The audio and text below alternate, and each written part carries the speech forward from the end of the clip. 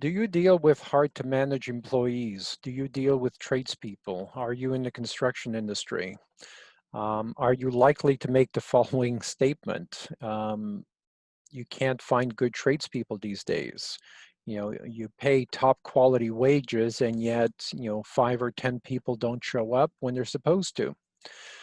Well, I'm dealing with a contractor that on Friday, most of his employees just walked off the job site.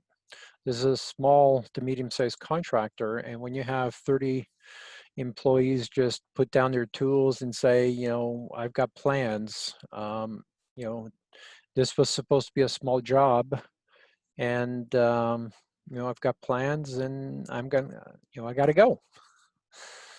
And you didn't hear anything from those employees on Saturday, and on Sunday you didn't hear anything, and now you don't know what's happening with the job you have scheduled for Monday. What do you do in a situation like that? Unfortunately, we deal with a lot of extreme cases like that. Generally, when we fly in, most of our clients are within weeks or months of bankruptcy. So there's some real severe issues. Sometimes we come into a company where 1,500 employees don't know whether they're going to be able to pay their mortgage next month. So we deal with some pretty tough cases, and generally in the construction industry. So if you find yourself in a situation where you don't know what to do, you feel like firing everybody, I hear that a lot. Or your people, your crew chiefs or your supervisors say, what the hell's going on? Why don't these people want to work?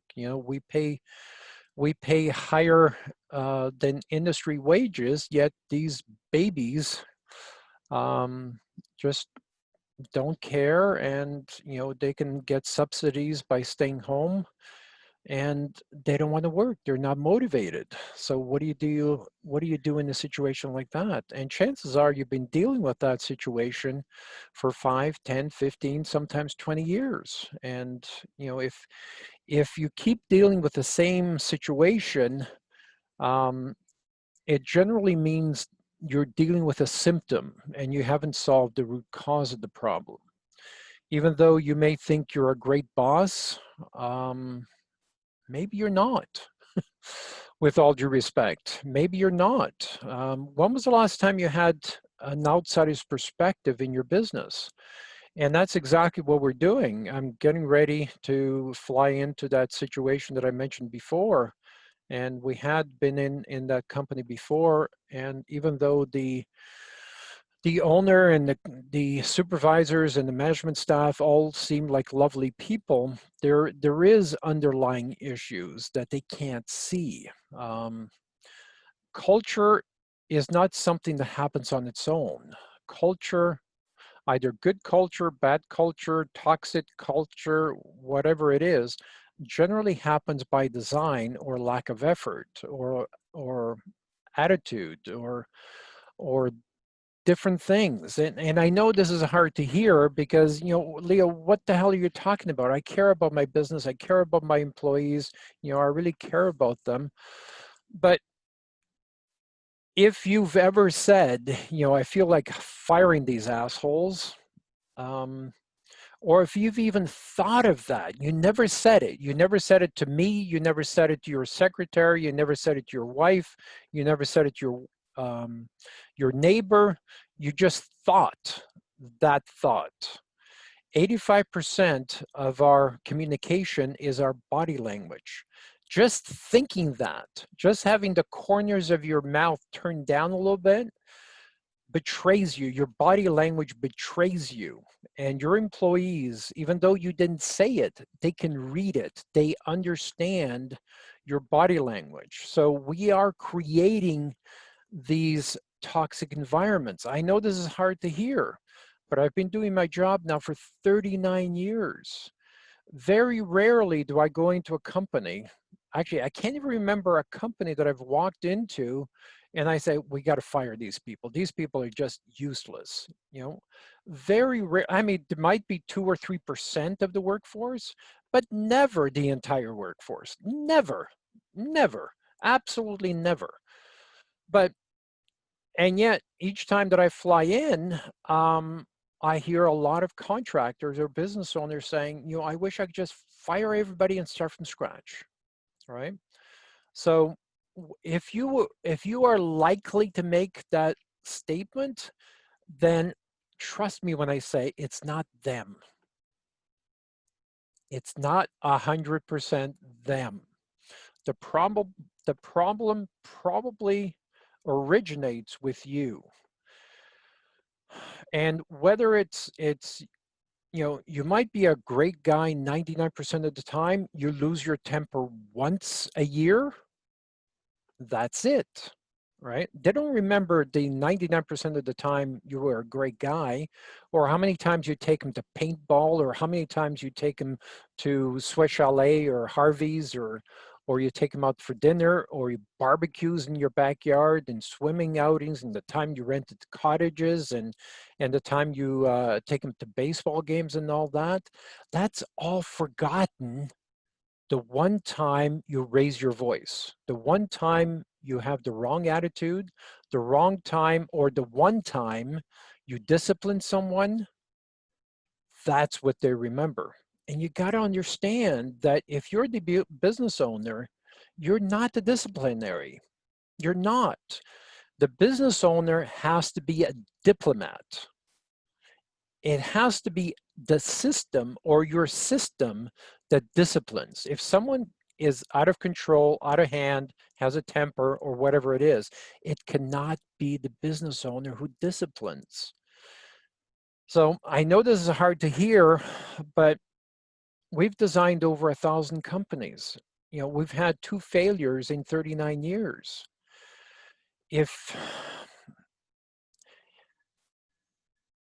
you have a culture, or if you have, you know, absentee problems, or if you have productivity problems, or if you have any issues with drinking or anything like that, those are all symptoms. Those are not the problems. Those are all symptoms of a deeper problem. And you need to solve the deeper problem, because you could be working on symptoms and creating more symptoms for 20 years, 5 years, 30 years, 40 years in some cases we've seen. A 40-year-old company still has, you know, growing pains because they never designed the company properly. So, you know, I feel for you. It's horrible running a business when you're paying, you know, $500,000, $2 million, $3 million for labor, and you're not getting the return on that investment. That is a fucking horrible situation to be in. I agree with you. And sometimes you feel like firing everybody. But please understand that the problem does not originate with the employees. The problem is sometimes a poor training program. If you don't have an internal training program, there's part of the problem. If you don't have a system to motivate, if you don't have a system to attract, motivate, and keep talented employees, there's the problem. I spoke with a contractor a couple of days ago who bragged that they just hired four employees in the construction industry. And I said, oh, great. How many interviews did you have? And he said 4. So you hired 4 people from 4 people. In the construction industry, the ratio generally is 20 to 1 or 40 to 1. So you got to look at 40 resumes to hire 1 employee. That is the ratio. Otherwise, you're going to get crap, or people that nobody else, are not crap, but people sometimes are not motivated, don't have the right mindset. If they don't have the right mindset, I don't care what kind of skill they have. You know, they could be the greatest bathroom installer or kitchen installer or window installer or whatever it is. But if they don't show up every second or third day, what good are they to you, right? They may be the fastest and the best and the most accurate with a miter saw, or the best window installer or kitchen installer, but if they don't show up and they're causing a toxic environment for everybody else, what good are they, right? So if you're hiring 1 for 1 or 1 from 10, you're not getting quality staff. If you're not hiring from across your country, you're not hiring quality staff. If you're not, you know, offering, you know, profit sharing plan, if you're not offering growth opportunities, if they don't have a chance to become a supervisor, if they don't have a chance to run the sales department, if they don't have a chance to run their own division or an office, if you're not growing by 2 or 3 million per year, you're not giving them opportunities to advance. If you're not giving them opportunities to advance, that means you have to buy loyalty, which means you have to overpay them.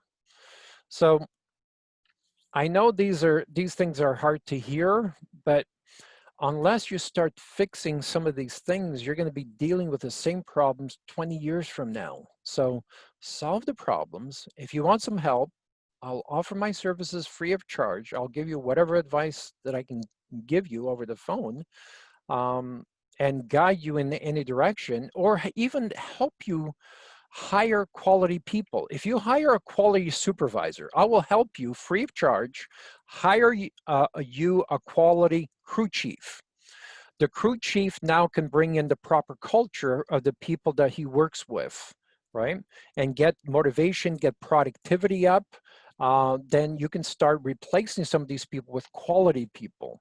Let's at least start with a quality crew chief or a quality operations manager who can bring the culture up. I will help you. I will help you find these people. Again, free of charge. We'll get your train moving. Once you see what quality people can do, then start replacing some of the people on the lower rung with quality people. Then you'll see you'll get better reviews and jobs done on time. Now you're attracting, profitable clients, and all of a sudden, you've got a different business. The construction renovation industry has been the most profitable industry consistently since 1920. There's absolutely no reason why you're not making a ton of money in the construction industry. If I can do it, you can do it, and I'm a fucking idiot. So I'm not the brightest person. I mean, look at my posts on LinkedIn. I get in trouble every day. So if I can do it, you can do it. The construction industry is very profitable. Just ask for some help. Start networking with other people in your industry. Start attracting some of the quality clients and quality employees. And again, reach out for help. Post questions or comments below. I would love to help. Let's talk soon. Thank you.